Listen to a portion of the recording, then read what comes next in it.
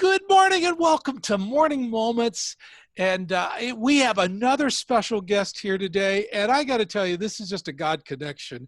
I don't know how I get connected with people. It's just, I just leave it up to the Lord for this. All the way from Idaho, former state treasurer, former state representative, and recording artist, Ron Crane. Welcome, Ron. Oh, Andy, thank you for having me. It's a delight to be on your show. Thank you. Tell us a little bit about yourself, Ron. Well, I was born and raised right here in Nampa, Idaho. Born into a wonderful Christian home.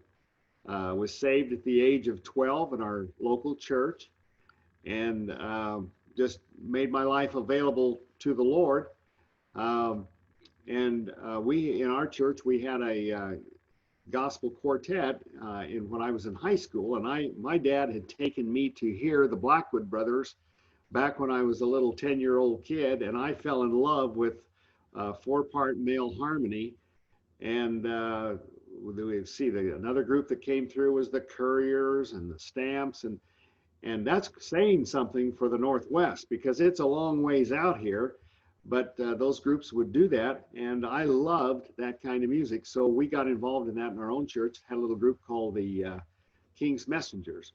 Well, when I graduated from high school and went away to college, within the first week, we had formed a gospel quartet at our Bible college where I attended, and we called that the Watchman Quartet, recorded a couple of albums over the next 3 or 4 years, and then we went our separate ways.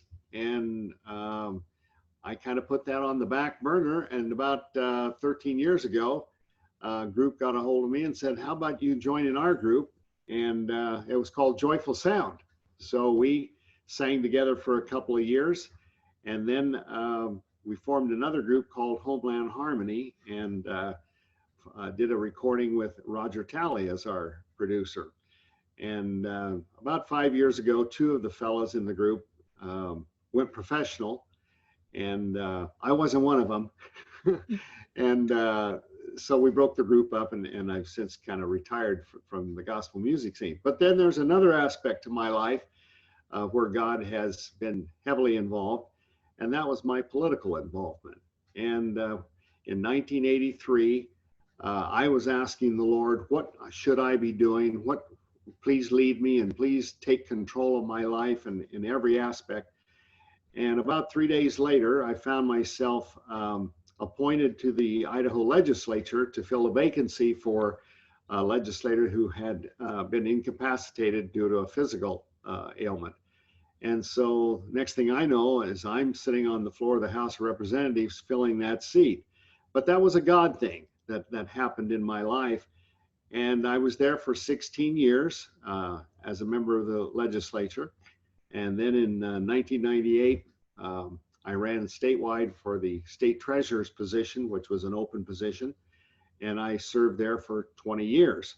So that was a whole different world that was opened up to me, but one that certainly we can see where God's hand was leading all through that particular part of my life. And it's been a delight to walk with God and allow Him to be in control of your life. And I understand that politicians raise large families for campaigning purposes. Is that right?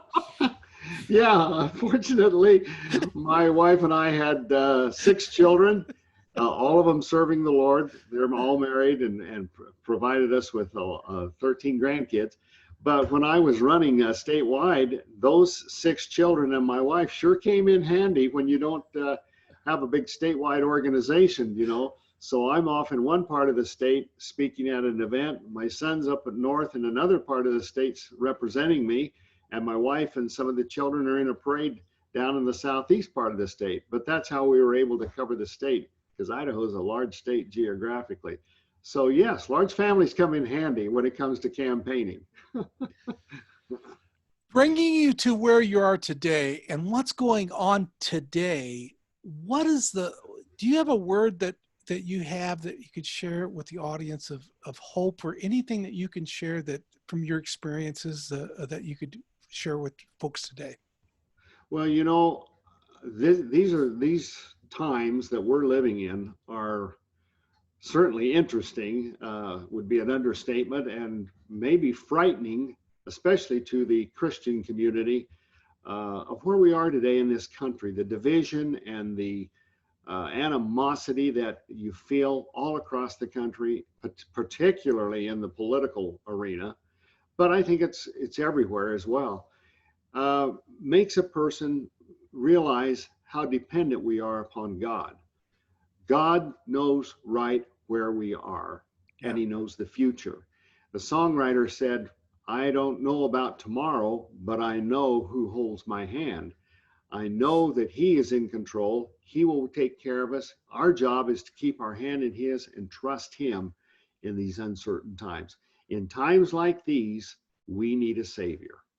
And he's the Absolutely. one that can meet every need in our heart, in our lives, and he'll take care of us. Yeah. Yeah, absolutely. And he didn't promise that we wouldn't have problems. He promised he'd be with us in the middle of it, didn't he? That is so true. So true. Yeah. Good. Good.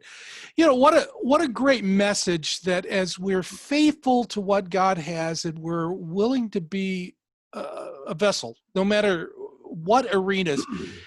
And what's so interesting in the different people I've interviewed here on Morning Moments is that we have all sorts of walks of life, of musicians and politicians and comedians, and a lot of different folks from a lot of different backgrounds.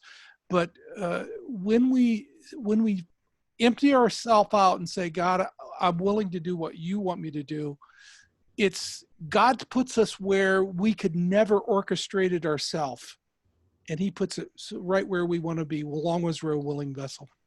You are so right. And the key to that, I believe, Andy, is submitting ourselves to God's plan and to God's will and letting him do the directing of our lives. There comes that point of submission that is so critical, where God, here's my life, take me and use me in whatever way you see fit. And we will be amazed and surprised at what he will do with somebody that makes themselves available. Absolutely. Yep. Yes. If he could use me, he could use anybody. That's what I tell That people is all the time. that is true. I haven't known you very long, but I learned to love you and realize that you are an interesting individual. Needless to say, I was just sharing with Ron just before we hit the recording that my brother pastors a church, and after I left the church, they came up to my brother and says, Pastor Jack, your brother ain't right, don't you? So that's I tell people I know I'm not right, and that's okay. Yeah, I'm good with that. That's all right. yeah.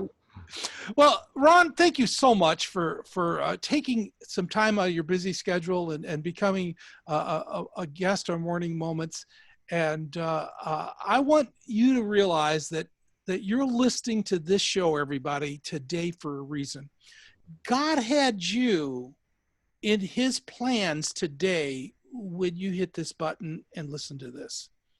So maybe this message isn't just for you. Maybe this interview is for somebody else, and you should share it on your site or on the YouTube, pass it on.